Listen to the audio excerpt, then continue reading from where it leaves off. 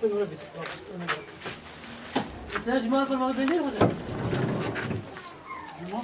Sen ne?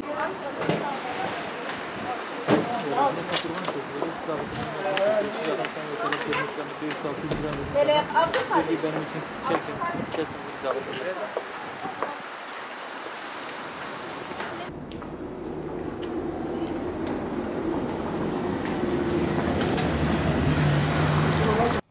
Bismillahirrahmanirrahim.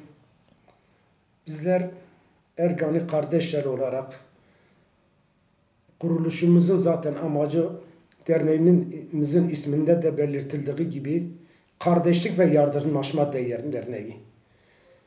Bununla birlikte gerçek mahiyetinde bir kardeşliği tesis etmek için hem inancımızın hem de insanlığımızın gereği olarak her sene olduğu gibi bu senede Ergani'mizde gerek çevre köylerde, gerekse şehir merkezinde, gerekse bunların içinde Suriyeli aileler olmak şartıyla muhtelif gıdalardan bulunduk.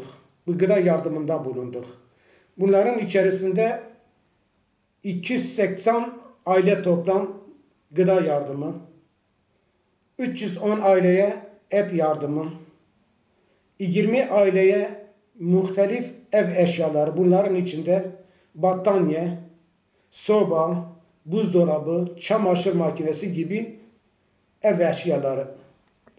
Bununla birlikte bu ailelerin içerisinde 47 aile Suriyeli aileler, yani kendi memleketlerinden, kendi vatanlarından mecburen muhacir olup buralara sığınan ailelerdir. İşte başta da söylediğimiz gibi inancımızın gereği, yani dünya bir imtihan sahasıdır. Bazen Allah-u Teala insanları varlıkla, bazen de yoklukla imtihan ediyor.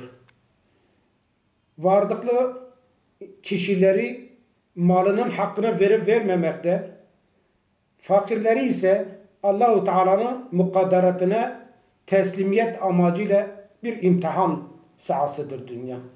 Bundan dolayı da biz de Ergani kardeşler olarak çeşitli, yani hayırsever sahipleri kardeşlerimize gidip bu konuda Allah kendilerinden razı olsun, hayırlarını kat kat kabul etsin, dünyada mallarına bereket, vücutlarına sıhhat, ailelerine huzur, ahirette de kendilerini cennetle mükafatlandırsın.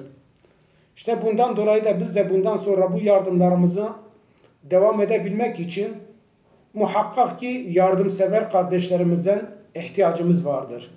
Yani bunlar biraz önce belirttiğim gibi 47 tane aile Suriyeli dediğimiz, fakat daha yeni bugünlerde Suriyeli aileleri bir dolaşıp onlar da tekrar böyle bir diyaloğa geçip bir kısmı buradan gitmişler, bir kısmı buradadırdır.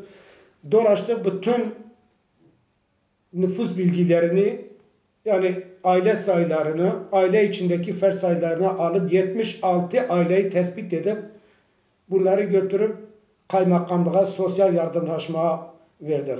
Yani demek istediğim, bu konuda ihtiyaç sahibi olan birçok aileler vardır. Sadece Suriyeli aileler değildir. Yani yerli halkımızda gerçekten ihtiyaç sahibi olan birçok aile vardır.